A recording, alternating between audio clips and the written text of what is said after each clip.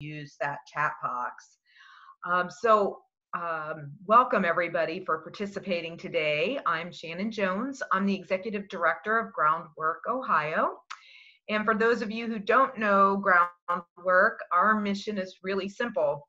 We champion high quality early learning and healthy development strategies from the prenatal period to age 5 that lay a strong foundation for Ohio's kids, families, and communities. We know we can't have a strong economy without strong children, and so we really lift up those policies to help support children and families. Next slide, please. Senator, as you can see, this is a heat map of everybody who is logged on today, just to give you an idea of where around the state that they're coming in. So we have almost 600 participants already on the call. So this gives you a sense of where folks are coming from. Those who are on the call include child care administrators, teachers, parents, and other caregivers who take care of children. So you can see that there's a lot of people who are interested in this topic. And it's really my pleasure to introduce our special guest on today's call, which is United States Senator Sherrod Brown. Most of you are quite familiar with Sherrod Brown and all his work that he's done over the years to support families and working people in the state of Ohio. You know his background well, but was a former U.S. congressman, was the Secretary of State in the state of Ohio, was also in the Ohio General Assembly, and is currently resides in the Cleveland area with his wife. So we really appreciate you being on here today, Senator. I want to just, before I turn it over to you, just say how grateful we are at Groundwork for a super accessible staff. We have had the chance to talk to both Leah and Shailisha in your office in DC about a lot of these issues, certainly not just child care, but child welfare, Medicaid, and others. And we're really grateful for their leadership on your behalf to understanding how the federal policy impacts the providers in the state of Ohio. So thank you for that. And with that, Senator, I'd really like to just turn it over to you to see if you have any opening comments for us before we kick it off. I'd love to. Thank you very much. I debate Commissioner to Shannon Jones as Commissioner in Warren County, as I think most of you know, and was formerly a state rep and a state senator. So if she's going to call me by my title, I'm wrestling with calling her Commissioner Jones or Senator Jones, but she said Shannon, but I'm still going to do that. But thanks also to Patty Gleason and Peg Tazewell on the call. My longtime friend, Christy Angel at the YWCA in Columbus, thank you for joining too. Let me just make 3-4 minutes of comments and then hear from the panel, because they all have good insight. I followed their work and know how important they are. And I particularly look forward to hearing, I guess you're doing written questions because of the size of this call. But the activism and you all on this call, as Commissioner Jones understands, and everybody in the panel understands, you're doing some of the most important work in the state. It's a platitude too often. We don't take it seriously enough too often, but the work you do is, it underlies everything we do in this society as we try to launch children into successful lives with opportunity. So thank you all for that. I want to start with a mention of the events of the last few weeks. Black communities across the state and across the country are leading the nation in demanding justice for the deaths of far too many African Americans at the hands of the people who are supposed to protect them. Mr. Floyd, Mr. Arbery, Ms. Taylor, Mr. Brooks. In my city, I live in the city of Cleveland, Connie and I do, not far from our house, where Tamir Rice, a 12-year-old, was killed by a police officer. We just see far too much of this. When people come to the streets and protest, peacefully, it's an expression of fear and grief and frustration and anger. Most importantly, it's a call for change. And when I think about what's happened in the last 4 months, this pandemic really has been the great revealer for our country. It's revealed racial disparities in housing. It's revealed racial disparities in the justice system and education, in income and wealth accumulation, intergenerational wealth accumulation. And it has really shown a light on what we do in childcare, or what we don't do in childcare in this country. That's why I'm particularly appreciative of Commissioner Jones and Groundwork Ohio for what you're doing to help educate and teach and especially advocate for children in this society.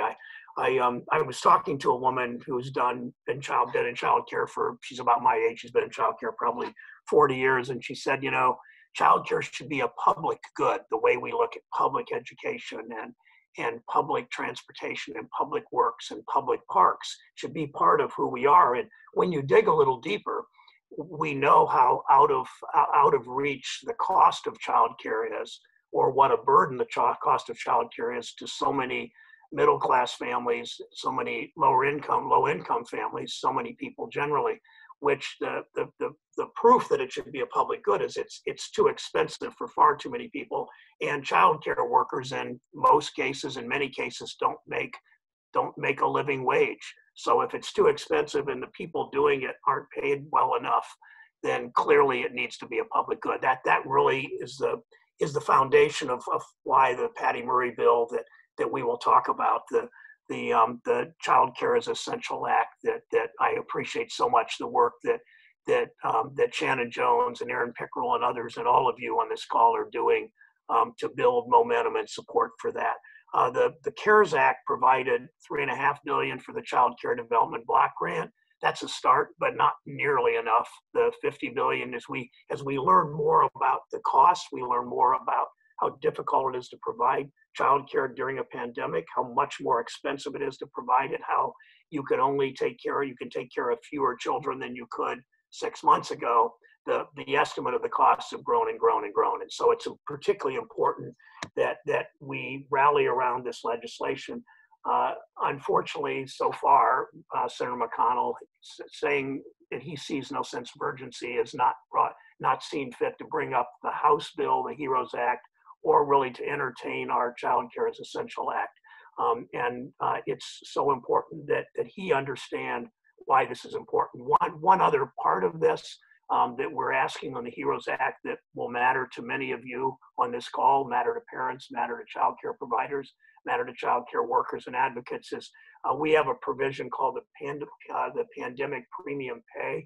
We know that there are millions of essential workers that go to work every day that are concerned about contracting the virus themselves and have anxiety when they go home about infecting their family members. And those workers are so often, they're grocery store workers, they're bus drivers, they're people that hospital workers, they're food service workers, they're custodians. They're people that are generally $8, $10, $12, $15 an hour workers. They're not paid all that well to begin with. We call them essential. One essential worker told me, grocery store worker, they say I'm essential, but I really feel expendable. And it's so important we understand that. And our pandemic pay bill will, as part of our bill, we hope that Senator McConnell eventually takes up, we hope sooner rather than later, that each pandemic pay, premium pay worker, those who are exposed to the virus as child care workers would be eligible for $10,000 in the course of over the next few months.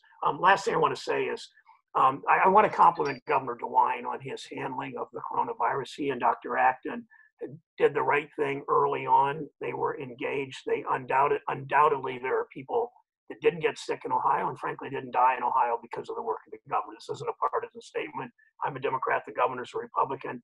I appreciated though that the work that the guidance they provided for the reopening of child care centers. But unfortunately, Governor DeWine, because of lack of leadership in the White House, has been in a position where he's had to make bad choices. He wants to, he's had to open the government at the same time. He hasn't had enough. We haven't done enough testing anywhere in the country, and that we haven't provided enough. There's been no national effort from the White House to scale up testing or to provide the protective equipment that people need. So it's gotten to the point that as this continues to be a challenge when the virus still isn't under control, And these numbers alarm all of us and have to be considered, all of you, when you're reopening your child care facilities. We still don't have adequate testing. We still don't have available PPE for all workers. We still aren't doing the contact tracing and effective means of isolation and quarantine. We still don't have a national standard that all workplaces can follow for enforceable protection for workers. And the president, frankly, seems to have given up. We've lost in this country 120,000 people, as you know. We are 5% of the world's population. We are close to 30% of the world's fatalities under this. So it's not because we don't have talented scientists and doctors and good hospitals. It's really a lack of leadership. And that's where you all come in. It's where Shannon Jones comes in, and Groundwork Ohio comes in to show the leadership, to fill the leadership gap that surely is lacking from where we need it most. So I'm appreciative to all of you in this call and making this work. I look forward to hearing from Christy and Patty and Peg, and then we will apparently take your questions. So Commissioner Jones, thank you so much for having me. For being here today. I thought that it would be helpful just to take a couple of minutes to level set for you. I know you're very familiar with this system, particularly as it relates to federal policy, but would love to just translate for you some of the ways that that the policy is impacting here in the state. As you know, all of our child care programs were forced to close back on March 26th, unless that they were in a temporary pandemic license. And a lot of our programs did open back up on a temporary pandemic license, but in doing so, they've had limited teacher-to-child ratios, smaller classroom sizes, obviously to account for the spread of COVID. So families who were essential workers could continue to get the child care that they needed. That was certainly the intention. When the governor started to reopen the state of Ohio, that included some of our child care. So once we went through the pandemic licensure phase, where we had about 25,000 children who were in child care, both publicly funded and private paid children, that temporary license then expired, and centers were allowed, and in-home child care, family child care providers were allowed to open back up. But in doing those things, they were needing to do it under substantially reduced ratios and classroom sizes. And certainly other investments needed to be made in what the classrooms looked like to be able to provide separation and proper hygiene and cleaning stations and so forth. So major expense by our child care providers in order to be able to meet the needs of child care reopening. So when you talk about the $3.5 billion that you invested in childcare as part of the first CARES Act, about 120 million came to the state of Ohio. About 60 million of that has been spent during that pandemic period of time under the pandemic license for essential workers. Another 30 million is projected to be spent this year. This month, to support the programs that are reopening under these incredibly restricted ratio and classroom size requirements, and that we anticipate will run out completely by the end of July. So while your point is well taken, $3.5 billion seems like a lot of money, when that translates down to the state of Ohio and the significant change in the business model in order to keep children, childcare providers, and their families safe, it's really causing a huge problem right here in the state. Next slide, please. So you can see here what the ratio sizes are, both pre-COVID and post-COVID. So, you know, you can understand particularly the limitations on class size has really reduced our capacity in the childcare system from about 30 to 50%. So based on the most current numbers, we have in the publicly funded childcare system, we have about 28,000 kids who receive subsidy for childcare right now. Pre-pandemic, that was around 118,000 publicly funded children were in our childcare system. So a substantial reduction in children who are in these, you know, back into a childcare setting. So really concerning for us as we think about providing not only a high quality opportunity for parents to be able to work and provide for themselves and their families. It's very concerning for us when we know childcare is the early childhood educational opportunity for the vast majority of low-income kids in the state of Ohio. And so they aren't benefiting from this high-quality intervention. National studies, as you probably know, are telling us that our capacity loss is expected to be about 45% of our childcare capacity will be lost as a result of COVID. A lot of our childcare centers and family childcare providers have not yet reopened. Some of them tell us that they will be reopening in the fall. But there is a substantial reduction in the number of providers that are back in, even under these really grueling circumstances. So we appreciate your willingness to sit and hear directly from just a smattering of the providers. We have thousands of childcare providers in the state of Ohio, but we wanted to at least give you a quick snapshot. So today's panelists are going to be Patty Gleason with Learning Grove, and they run programs in Southwest Ohio and Northern Kentucky. Chrissy Angel with the YWCA of Central Ohio. She's the CEO there. They run very interesting childcare programs for children whose mothers are in their shelter, as well as some other programs around Franklin County. Misty Norman, who is also a Franklin County provider from Heavenly Kids Center for Learning, and is really an outstanding publicly funded childcare provider in Ohio.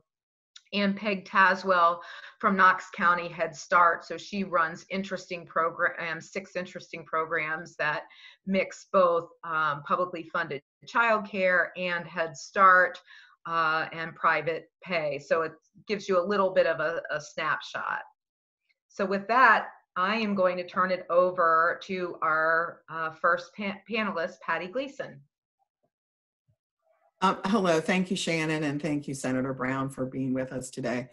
Learning Grove, I'm sorry, I'm not starting my video, I apologize. Learning Grove is a new entity that formed the first of this year, and it became about through a merger of Cincinnati Early Learning Centers and Children, Inc. And yes, as Shannon mentioned, we cross over 2 states, but obviously I'm going to focus today in Ohio. We have 11 early childhood programs in Ohio. We have some parent-child interaction also programs, and we do coaching and mentoring for other programs. We manage our own programs, but we also manage in Cincinnati a program for the EPA, for the YWCA, and we're located in school districts.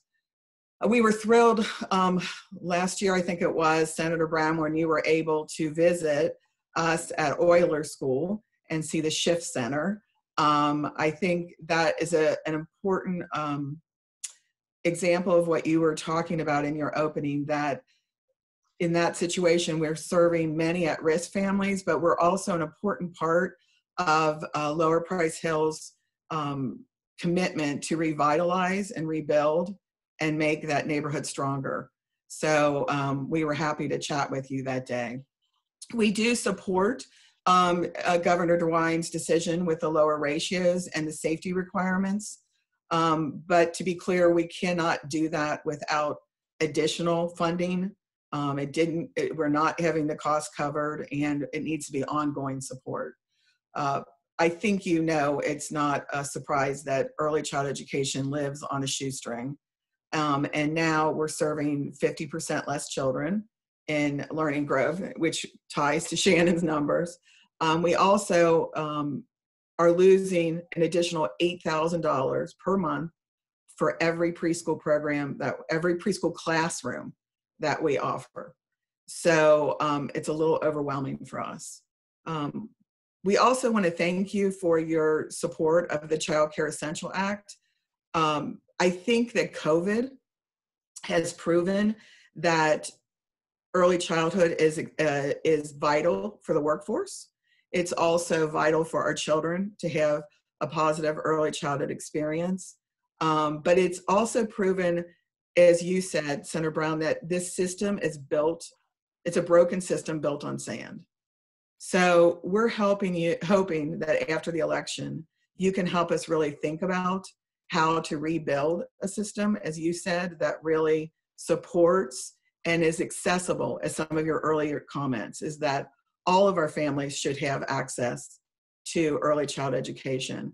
And just one point about equity that I think is it's not interesting, it's sad, but you know, we attract families from very diverse, racially diverse, economically diverse, and some of our parents are worried about bringing back their children. So some of them are paying to hold spots, but our families that are participating in PFCC, we've held spots for them for a few weeks, but we can't hold them forever. So they're in a situation where they feel like they're forced to bring back their children, even though they might have family members at home that are at risk or whatever, because they don't want to lose that spot. So I think there's so many pieces to this that needs to be examined. And I just appreciate your support. And I'm looking forward to hearing what the rest of the panelists have to say.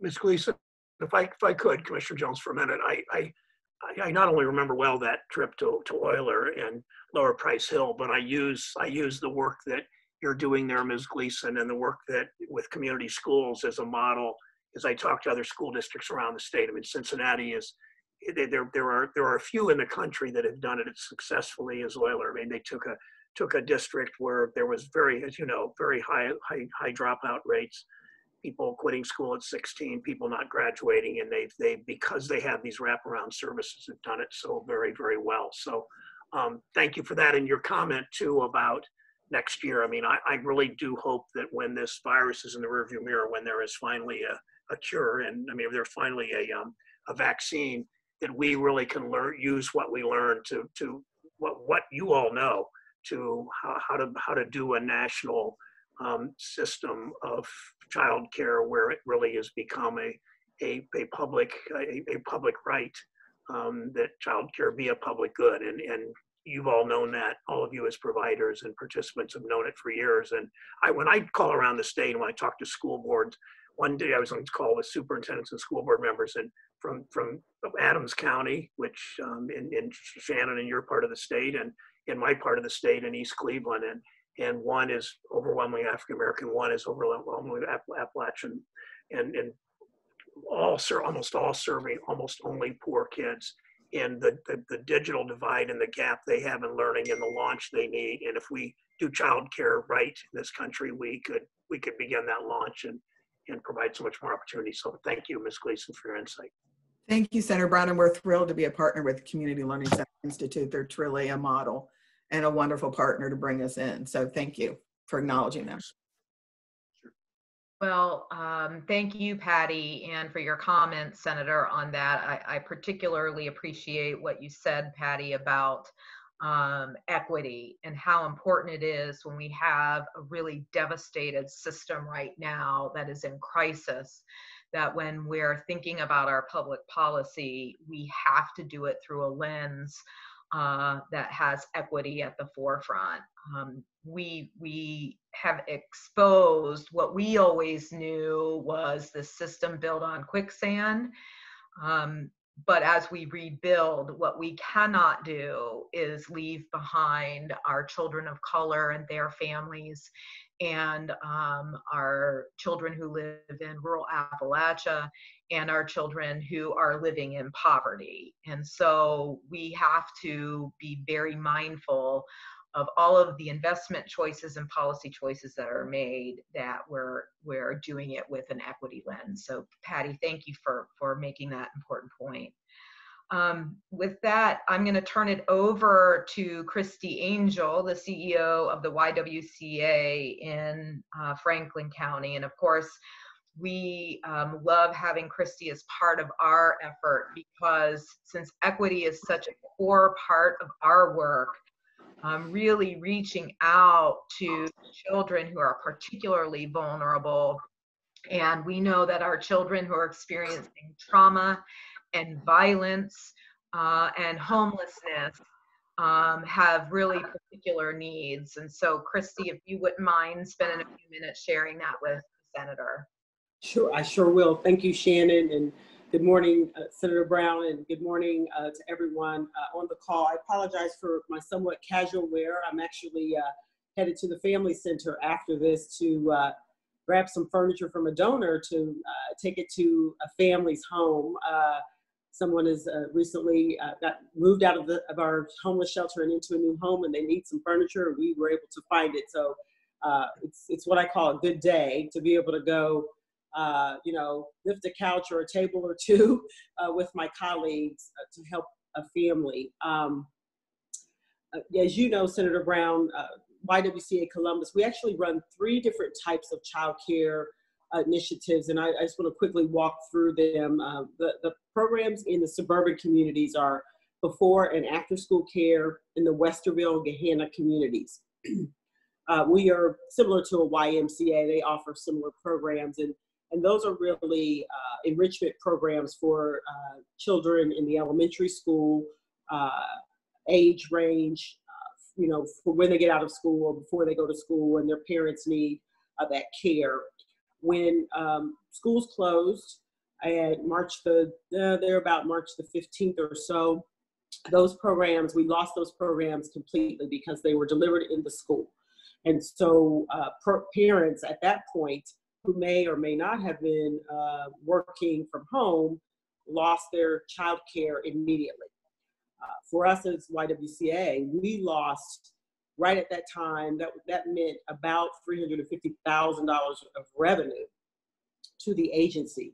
Revenue that actually comes into the agency that we push out, and it helps us support things like childcare at the homeless shelter, as well as some of our social justice programs.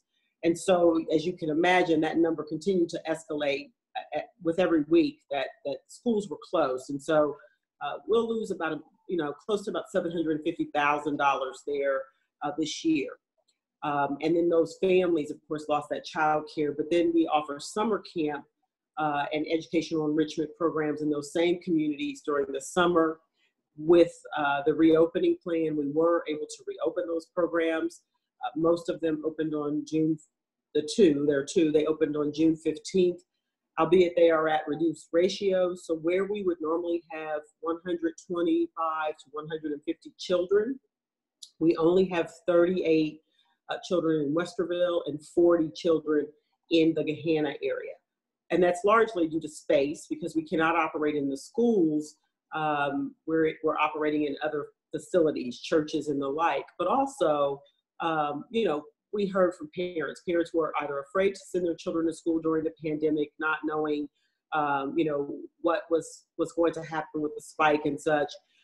They have lost their jobs. Westerville and Gahanna have been hit hard, particularly with job loss. Or parents were not thrilled to send their child to child care because we cannot offer some of the the zoos, the swimming, the Cedar Point. We can't offer those programs this year because of the constraints brought to us by the pandemic. nevertheless, we felt that it was important that we deliver those summer enrichment programs in those communities, because we know that parents still need, there still are parents who need to go to work and they need those services. Those services are either private pay, PFCC, some scholarship, etc. So they are a combination. We're operating them at a loss, but to us, the more important part of this is that we're operating the programs for those families in those communities. In the family center in particular, we were able to get a child care pandemic license. And so as those licenses became available, we went from, our normal ratios down to 1 to 6 ratio. We were only able to allow about 28 children in the programs. So where we normally could have, 40 or so, we were operating at about half capacity, which meant that there were some families at the center who were not able to access childcare while they were there. Now, they may have not been working because of where we were at that time on the shutdown, but still giving a family who is already in such crisis and going through such trauma, some respite, some ability to put their child in childcare and have a quality childcare experience that's prenatal to 5, while they are working on their housing plans in particular and trying to do all of this and navigate it during a pandemic, we felt was so important. But we also had to serve our essential workers because, as you know, Senator, more than 50% of our workforce are deemed as essential. They had to come to work, and their children didn't have childcare and didn't have school. So we found a way to serve both those in our shelter and then some of our essential workers. We put our childcare staff, even though we were those that were in Gahanna and Westerville, our education staff, we put them to work at the family center. So we carried that burden, the cost of employing those individuals, brought them over to the family shelter, had them make masks, had them help serve meals, had them work and to develop activity and education packets for families, work with our child care providers, at the family center to serve the homeless children as best that we could, so that we could make sure that we were maintaining quality and helping as many as we could during this time. And so now we continue to do that work. It's almost all, we're at that 1 to 9 ratio. We're still, not serving as many children as we would like to at the family shelter. And that's all PFCC for the most part.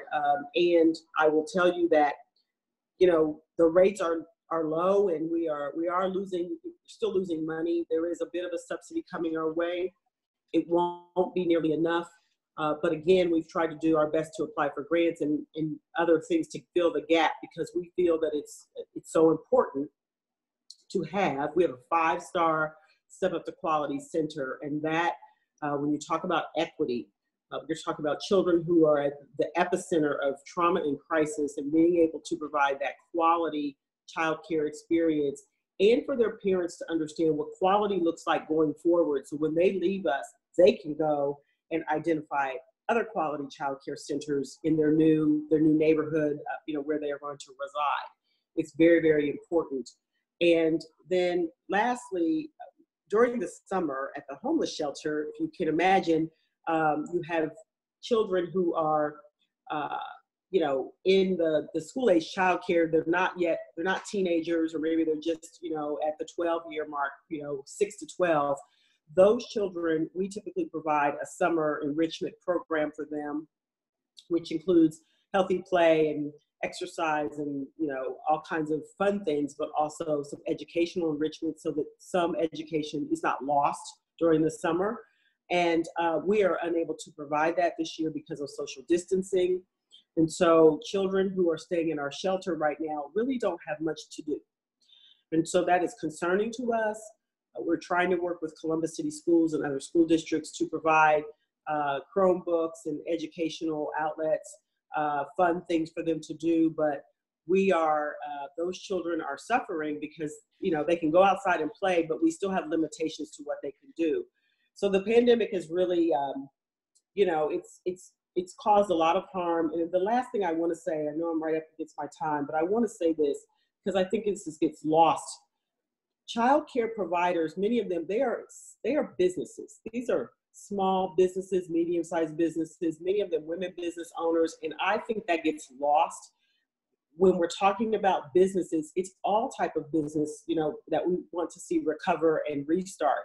And I believe that the child care business owner the voice is not being heard enough. And Shannon and Groundwork Group do a fabulous job talking about the importance of child care and the quality and lifting up our voices. But for the independent business owners, their voices also need to be heard, you know, at the federal and the state level, because these are business owners who may lose their livelihood and their business when this is all over. And, you know, and so many women business owners, and, you know, for the YWCA, you know, that's something that we want to fight for and advocate that those businesses survive and that they are able to come back. Shannon, could I make a point of thank you for that, Christy, thank you. And thanks for saying that about businesses. I think you're right. I think they're not talked enough about in this equation, in this discussion. And what I would like to ask, because I'm sure many people watching this are running daycare centers and private for-profit businesses, and you're struggling, and some of you may have already lost your businesses. Work with us. If those of you on this call can get in touch with my office. One of the things we've tried to do in the first CARES Act was to provide payroll protection for people, and it was aimed specifically. It wasn't aimed specifically. It was the intention was to especially target small businesses, and you know, it took a second round where we did a smaller version to sort of update it, especially because too much of the money, in large part because the Treasury Secretary seemed to run it that way, and I think we probably didn't write it quite well enough either. A lot of that money went to bigger, you know, much larger operations that frankly weren't as desperate as a lot of smaller companies. So we rewrote it especially for small business and especially for businesses owned by women and people of color. And so I'd like to hear how that's working. I assume a number of you on this call are in the PPP program, the small business program. If you're having trouble, here's what my request is. If you're having trouble, let us know. Do it through Shannon or directly through Abby on this call or Leah on this call.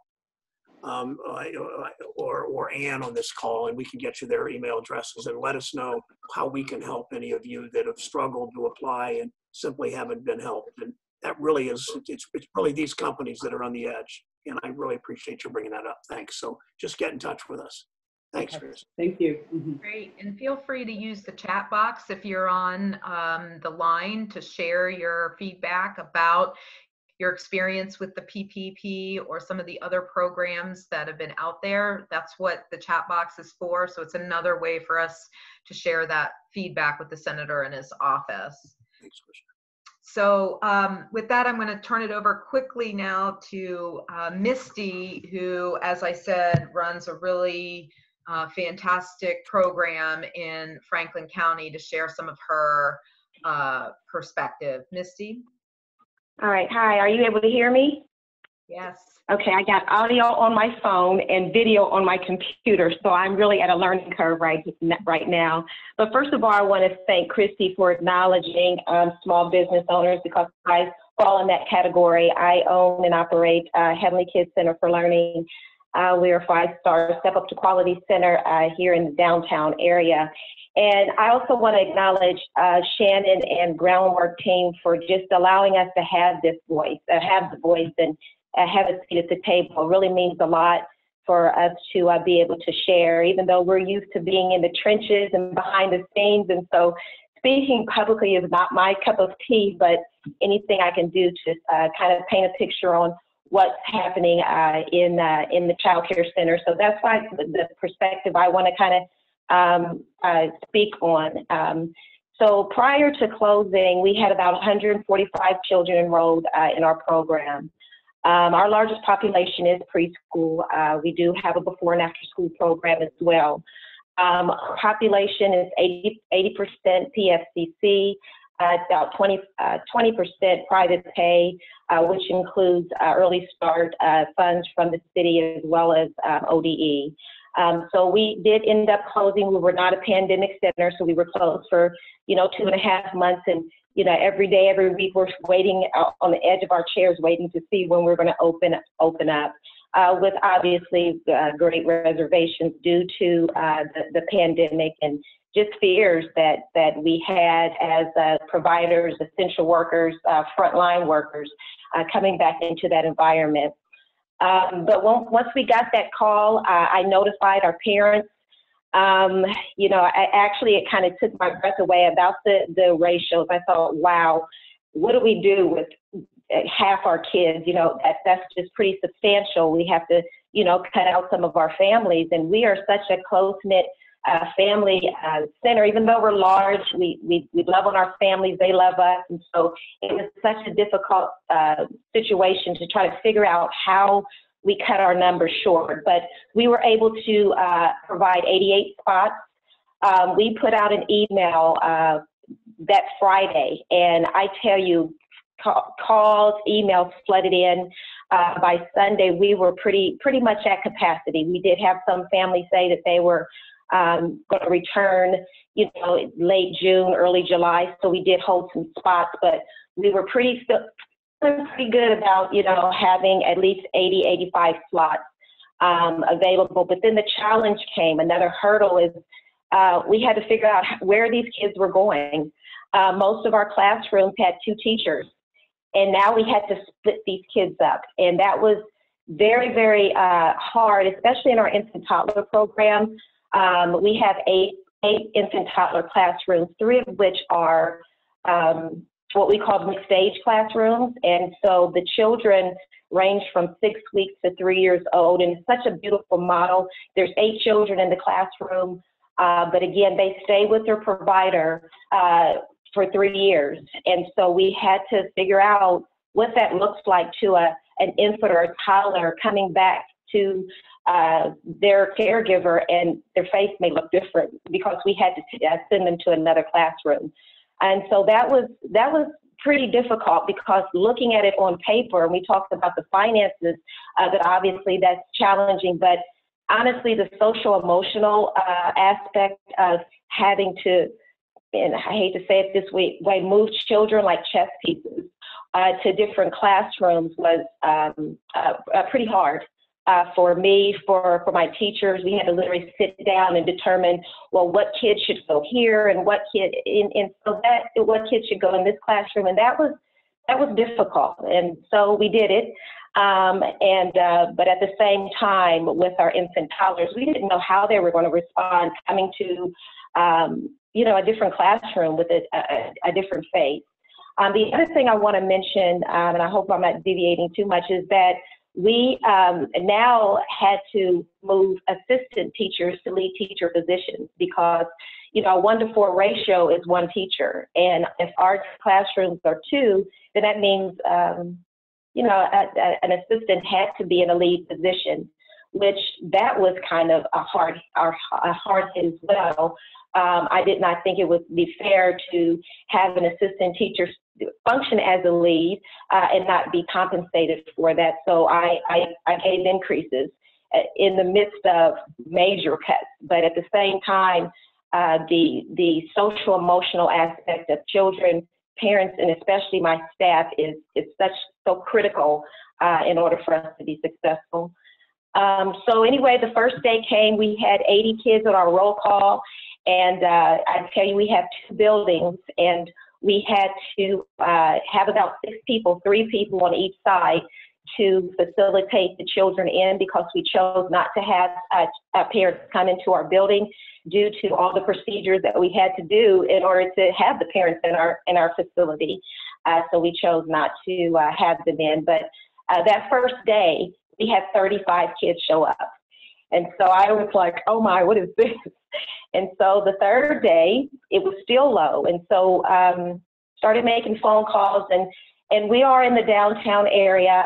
Some of our parents did not have to work, because downtown, as you know, during that time, the protest had hit and their business closed again. And so A lot of our parents said, hey, you know, we don't have to go back to work. Some of our parents said, you know, we have cold feet. You know, we're not ready to come back, but we don't want to lose our spot. Then other parents, you know, just didn't show up. So within that week, we went from 80 to 64 kids.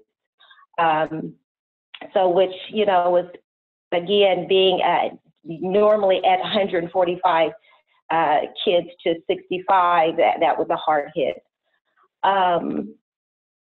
So right now, let me think, where am I? Right now, we are operating about 65 children. And one of the things I want to say that thankfully we did receive the PPP loan and the pandemic grant, you know, those funds that'll probably carry us. The PPP loan is pretty much gone. You know, that payroll sucked that up. We currently have about 27 staff, well, 28 including myself, with 64 kids. You can possibly, you know, kind of do the math on that. It's just not adding up. So those funds have disappeared. But one of the things I want to just say about child care providers and early educators, you know, they are like lions and lionesses. You know, they will do anything to protect and take care of their cubs and their children. And I know with providers, and I can speak, I'm sure I can speak on behalf of a lot of folks that are listening out there, we'll give the shirts off our backs. We'll provide food, we'll open up our homes, we'll do anything that we can. And to be honest, this situation didn't just start during the pandemic. We've been struggling for a long time, but we've been weathering the storm because that's what we do as, you know, providers. But to be honest, this is a tsunami.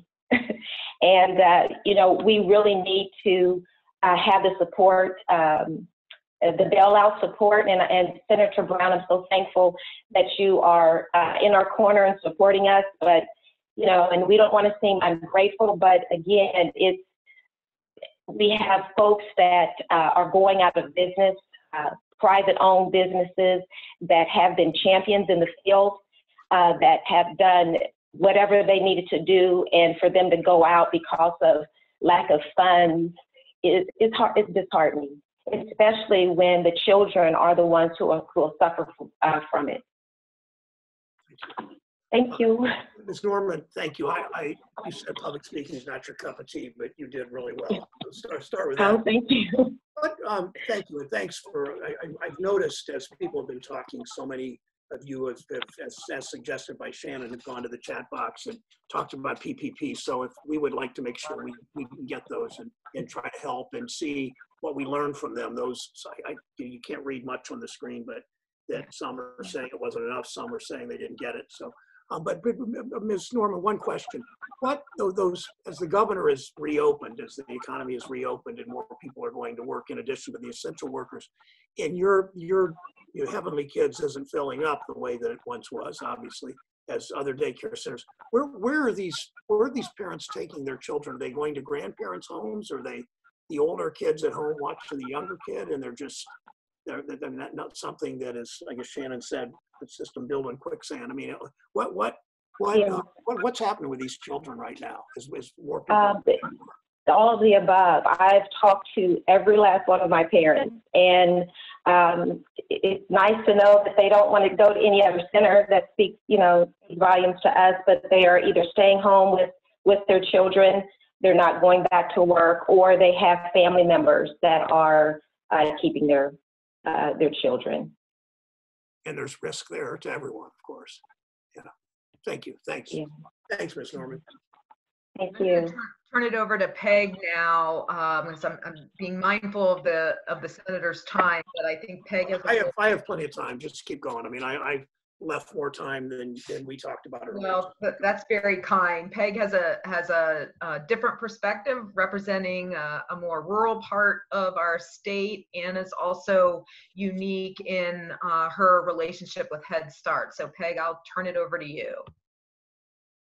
Good morning. Thank you, Shannon, and the important work of Groundwork, and Senator Brown for your willingness to listen to our child care experiences in Ohio, and in my case, as Shannon said, of a unique Head Start program that operates childcare both with publicly funded and with private pay families.